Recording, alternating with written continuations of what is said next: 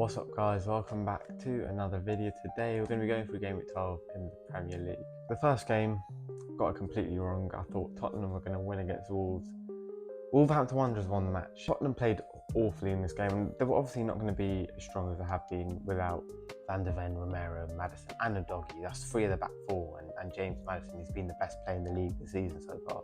I can see what Ange tried to do. You know, he tried to pack the midfielder with more defensive solidarity so that his fullbacks to be the main creative outlets.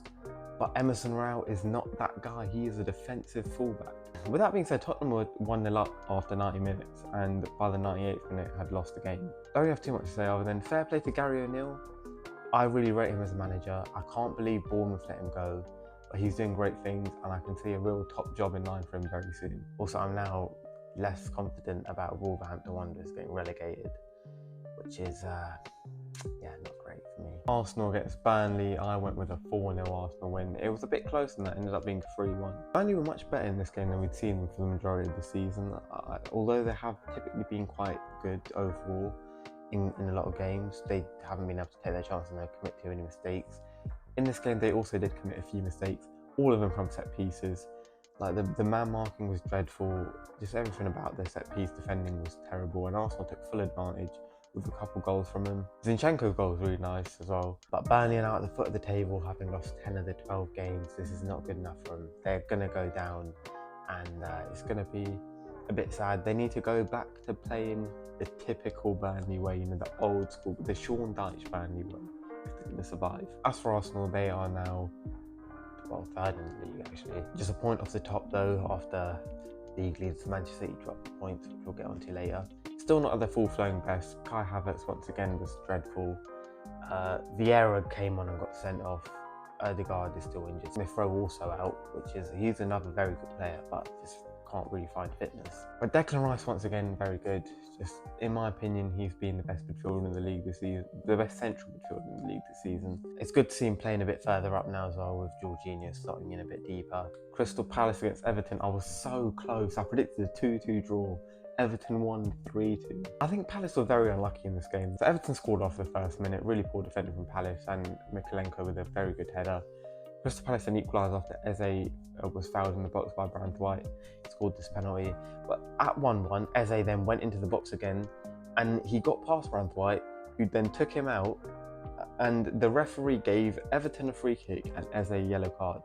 Now, I think this was more of an obvious penalty than the one that was actually given. I think there was a lot more contact this time. I can't believe that VAR didn't intervene and give Crystal Palace a penalty for that. If he scores, it goes 2-1 Crystal Palace.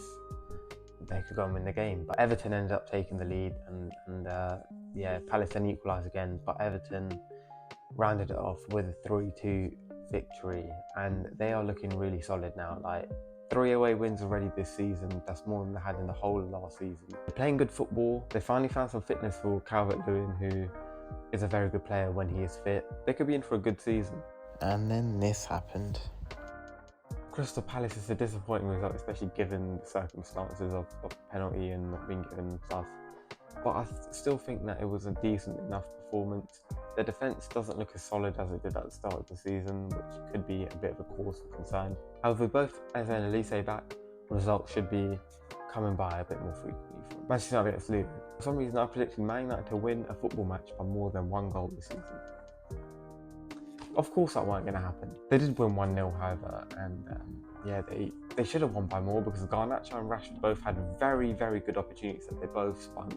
Højlund could have scored as well. Like overall, they just can't score goals, which is a bit of a worry. The defence has considerably improved in my opinion, and Nana is finally finding his feet and he's actually looking really good. Harry Maguire, what a redemption arc from him, because I wrote him off. I thought he's done for, he's washed, he's terrible. He's been really good this season. He's keeping Rafael Varane on the bench. They still need to find a way to score more goals. They need to be more clinical. They need to still create more chances. Mason Mount needs to start in a 10 role, and it will happen. Right, just start him there, Eric. I'm telling you, if you want to keep your job, do it.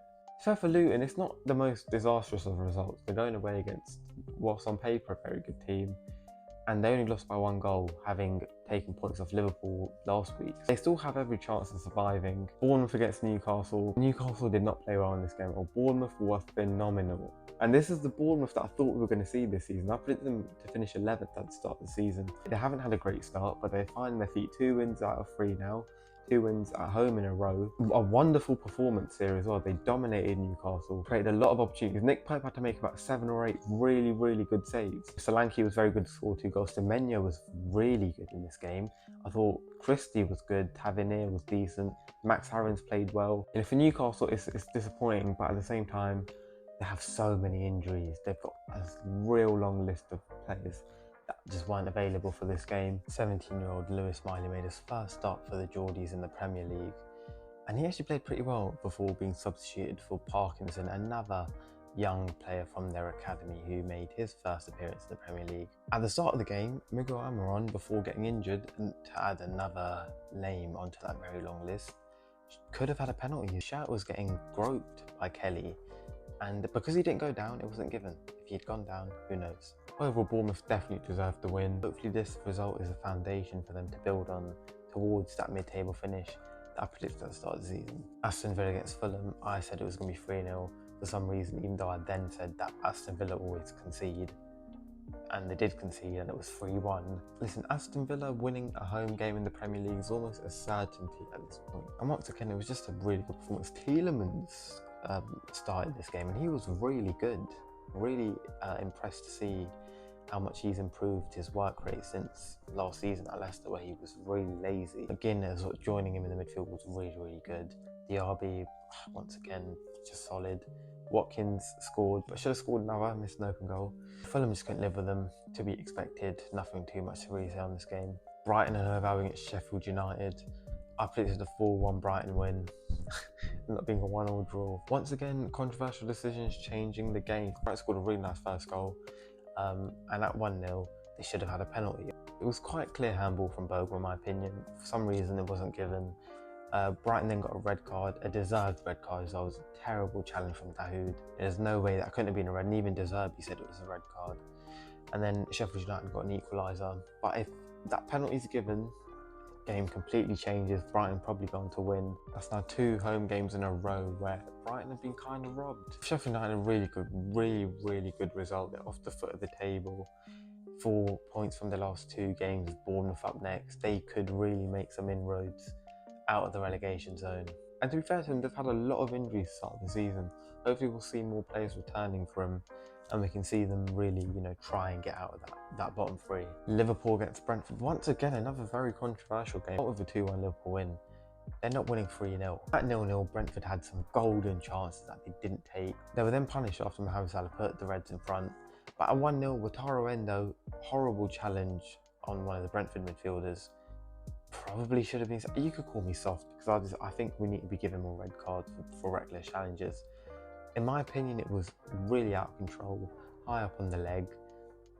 It's a red card, I can't lie. Maybe he was saved by the fact they were both on the floor going for it rather than him being stood up. But after that point, it was all Liverpool, weren't it? Like, let's be real, they dominated the game and they got the deserved win. They're now only 1 point behind Manchester City and they're second in the league.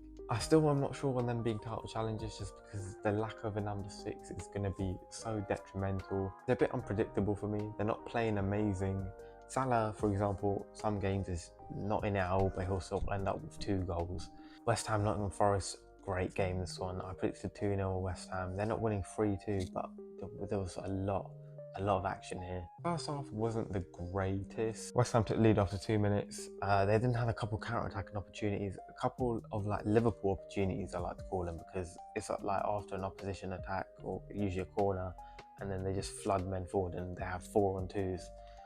Unfortunately for West Ham, they couldn't really take him. Paquetá, first one, really poor decision from him to not pass the ball.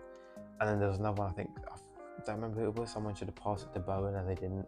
Forest also had some opportunities. One, he had a header that was really well saved by Areola. He then made another really good save from a Gibbs-White shot, but unfortunately for him, the ball fell right to Awoniyi, who then knocked it in at half-time 1-1. West Ham started the second half really well, but then fell behind after a really nice Alango shot.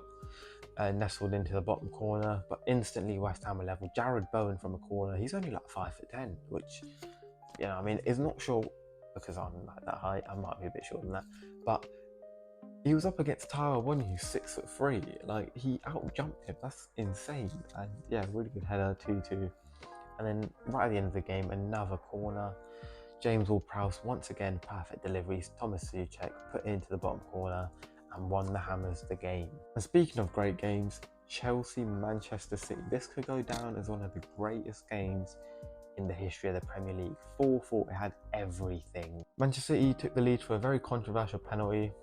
Cucurella did take Haaland down, but it was only after Haaland was dragging Cucurella, so really I don't think it was a penalty. Chelsea were back on level terms off Thiago Silva header, and then a Josko Gvardiol mistake gifted Reece James the opportunity to put a chance on the plate for Raheem Sterling, and he did so. Reece James looks like he's back to his best. He dealt with Doku really well in this game. The first half ended 2-2 after an Akanji header, and then straight away in the second half Haaland scored, and then Nicholas Jackson scored, and then Rodri thought he'd won it late on after a very deflected effort went in.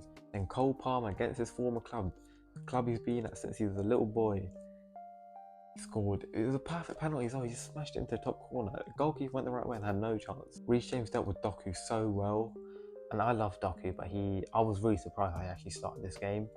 I thought Grealish would have been the more smarter option. I hope Doku starts against Liverpool because I think he will cook Trent like so much. It will be so funny to watch.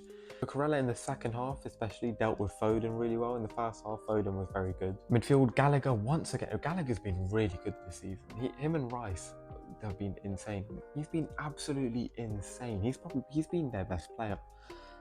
Every single game he's running around, he's doing different roles. In the first game he's having to do a defensive midfielder job, now he's doing more of an attacking midfielder's job. He's so good. He is so good. Sterling as well was really good in this game, like really good, as was Cole Palmer, as he always is. Jackson's goal as well, good finish from him, to be fair.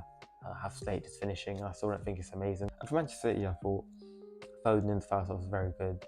Bernardo Silva, as he always is, very good. But overall, this wasn't a typical Manchester City performance. It was a very even game, and that's not something we expect from Man City. We usually expect him to dominate. This run from Cole Palmer where he went past both Rodri and Diaz, and if he had just been able to chip it over Edison, it would have been goal of the season contender. It was so good.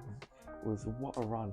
And I hate Chelsea. I kind of wanted to see him score that. To be honest, for a neutral, this is a perfect game. I'm not really a neutral. I hate Chelsea. I wanted to see him lose, but they played really well. They definitely were good value for a draw and probably even deserved a bit more than that. The issue for Chelsea here is that they've played really well against the top teams. They drew with Liverpool on the opening day where they were the better side. They drew with Arsenal a few weeks ago where they were the better side. They beat Tottenham, although very contentiously, and although that was a very controversial game and one that they wouldn't have won had it been 11v11, they still managed to win. And here against Manchester City, another draw where you could argue they're the better side. Now, they still have the issue in these games where they're not able to win despite being on top, and that is the same issue that they have against the smaller teams. But they aren't losing these games, which is a really positive sign for them. Yeah, as for Manchester City, they're top of the league. They're point clear Liverpool and Arsenal, 2 points clear Tottenham. Man City Liverpool after the break is going to be insane. Yeah, that's what I thought. Let me know what you thought in the comments below, and I'll see you soon for another video.